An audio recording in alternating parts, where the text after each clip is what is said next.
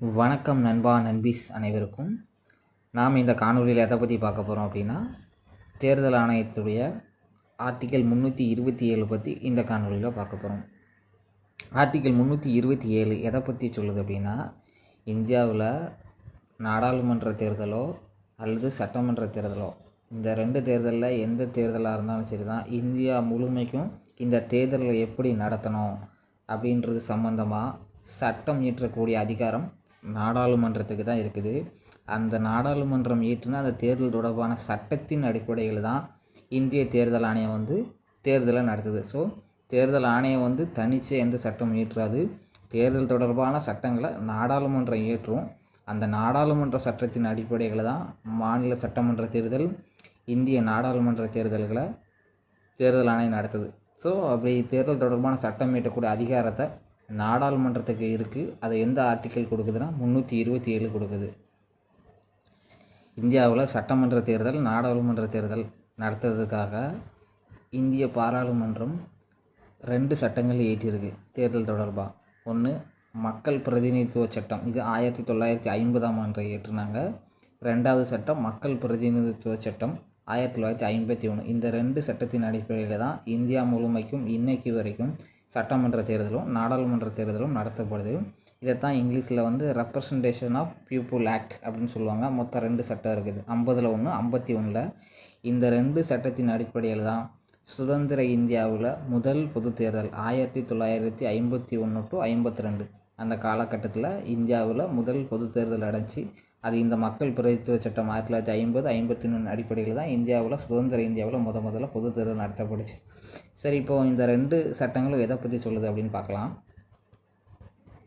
இந்த மக்கள் பிரதிநிதித்துவ சட்டம் 1950 கொண்டு வந்தாங்கல்ல, அந்த சட்டம் என்ன சொல்லுதுன்னா, தொகுதி ஒதுக்கீடு. இந்த தொகுதி ஒதுக்கீடுங்கிறது சட்டமன்ற தொகுதியாகவும் இருக்கலாம், பாராளுமன்ற தொகுதியாகவும் இருக்கலாம். அது ஒதுக்கீடு. அதாவது இது ஒதுக்கீடுனா எதை வச்சு சொல்லுதாங்க அப்படின்னா, ஒரு சட்டமன்றம், அதாவது ஒரு மாநிலத்தில் ஒரு சட்டமன்றம் இருக்குதுன்னா அங்கே மினிமம் எத்தனை தொகுதி இருக்கணும், அதிகபட்சம் எத்தனை தொகுதி இருக்கணும் அப்படிங்கிறத இந்த தொகுதி ஒதுக்கீடுன்னு சொல்லுவோம். அதைத்தான் மக்கள் பிரதிநிதித்துவ சட்டத்தில் சொல்கிறாங்க. இன்னொன்று தொகுதிகளோட எண்ணிக்கை.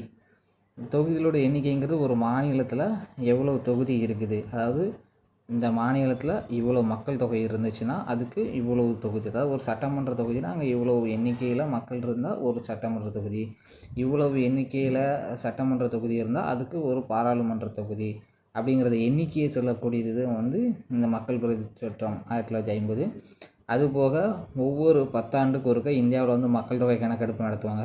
அப்படி ஒவ்வொரு 10 ஆண்டுக்கு ஒருக்க மக்கள் தொகை கணக்கெடுப்பு முடிந்ததுக்கு பிறகு சட்டமன்ற தொகுதி, பாராளுமன்ற தொகுதியை மறுவரை செய்யணும். இதுவும் 1950 மக்கள் பிரதிநிதித்துவ சட்டத்தில் தான் இருக்குது. சரியா?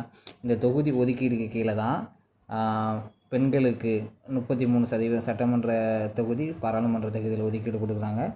அப்புறம் பட்டியலினத்தவர் பழங்குடியினருக்கு தனி தொகுதி, அதாவது ரிசர்வ் தொகுதி ஒதுக்கீடு பண்ணுறாங்க. இது எல்லாமே இந்த மக்கள் பிரதிநிதித்துவ சட்டம் 1950 கீழே தான் வரும்.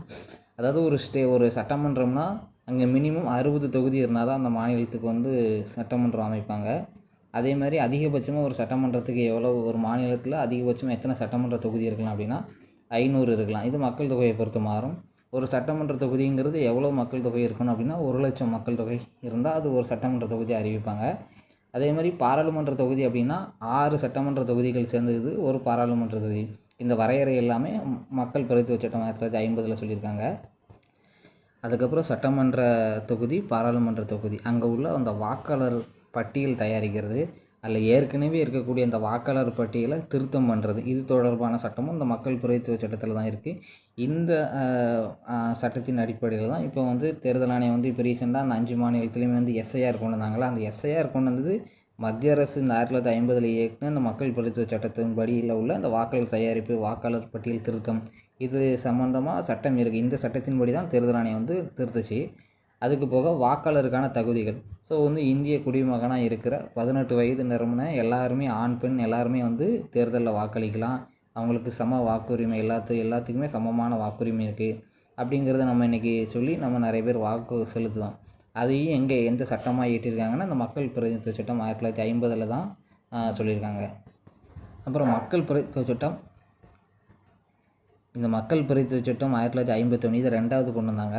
இந்த சட்டத்தில் என்னெல்லாம் சொல்லியிருப்பாங்கன்னா, தேர்தல் நடத்துதல். அதாவது சட்டமன்ற தேர்தலோ, பாராளுமன்ற தேர்தலோ, தேர்தலை வந்து எப்படி நடத்தணும், அதுக்கு என்னென்ன விதிமுறைகள் இருக்குது, தேர்தல் தேதி அறிவிக்கப்படுதலேருந்து தேர்தல் முடிவு வெளியாகிற வரைக்கும் என்னென்ன விதிமுறைகள் இருக்குது, எப்போ வேட்புமனு தாக்கல் பண்ணணும், அதுக்கு என்னென்ன ஆவணங்கள் தேவை, தேர்தல் பிரச்சாரம் எப்படி பண்ணணும், அப்புறம் தேர்தல் வாக்கு எண்ணிக்கை பண்ணணும், வாக்கு எண்ணிக்கை முடிவுகள் எப்போ வெளியிடுவாங்க. ஸோ இந்த மாதிரியான விஷயங்கள் எல்லாத்தையுமே வந்து இந்த மக்கள் பிரதிநிதி சட்டம் 1951 சொல்கிறாங்க. 2வது வேட்பாளரோட தகுதி. ஸோ ஒருத்தர் வந்து சட்டமன்ற தேர்தலையோ பாராளுமன்ற தேர்தலையோ வேட்பாளராக போட்டியிடுதாருன்னா அவருக்கு என்னென்ன தகுதிகள்லாம் இருக்கணும், இருந்தால் அவர் தேர்தலில் போட்டியிடலாம் அப்படிங்கிறத சொல்லுது. இன்னொன்று, ஒருத்தர் வேட்பாளராக இருக்கிறவரை இவர் வந்து வேட்பாளராக இருக்கிறதுக்கு தகுதி இல்லை, இவர் தேர்தலில் வேட்பாளராக நின்னது செல்லாது, அந்த மாதிரி அவரை தகுதி இழப்பு பண்ணி ரத்து பண்ணுற அதிகாரமும் இதில் இருக்குது. அப்புறம் ஒரு இந்தியாவில் எந்த மாநிலத்தை சேர்ந்த ஒருத்தரும் புதுசாக வந்து ஒரு கட்சி தொடங்கி அதை தேர்தல் ஆணையத்தில் போய் பதிவு பண்ணுதார்ல, அதை பற்றி சொல்லக்கூடியதும் இந்த மக்கள் பிரதிநிதி சட்டம் 1951 இருக்குது. அப்புறம் தேர்தலில் வந்து யாராவது ஊழல் பண்ணாலோ இல்லை தேர்தலில் யாராவது முறைகேடு பண்ணாலோ இதை வந்து எப்படி கையாள்வது அப்படிங்கிறதுக்கான அந்த சட்டங்களும் இதில் இருக்குது. அப்புறம் தேர்தல் சம்மந்தமான வழக்குகள் ஏற்கனவே பார்த்தா நம்ம உச்ச நீதிமன்றத்தில் உயர்நீதிமன்றத்தில் வழக்கு தொடுக்கலான்னு பார்த்தோம். இந்த வழக்கை எப்படி விசாரிக்கணும் அப்படிங்கிறது இந்த மக்கள் பிரதிநிதி சட்டம் 1951 தான் சொல்லப்பட்டிருக்குது. சிம்பிளாக பார்த்தோன்னா மக்கள் பிரதிநிதி சட்டம் 1950ங்கிறது பொதுமக்களுக்கு சம்மந்தமான விஷயங்கள் எல்லாமே சொல்லியிருப்பாங்க. அதாவது வாக்காளர் அப்படின்னு கூட வச்சுக்கலாமா. ஒரு வாக்காளர் சம்மந்தப்பட்ட எல்லா விஷயமே அந்த மக்கள் பிரதிநிதி சட்டம் 1950. 1951 வந்து வேட்பாளர், அரசியல் கட்சி அவங்க சம்மந்தமான விஷயங்கள் எல்லாமே 51 சொல்லப்பட்டிருக்கு அப்படி ஞாபகம் வச்சுக்கோங்க. அதாவது நம்ம இந்திய அரசியலமைப்பு சட்டத்தில் நாடாளுமன்றம் ஒரு சட்டம் கொண்டு வரும்.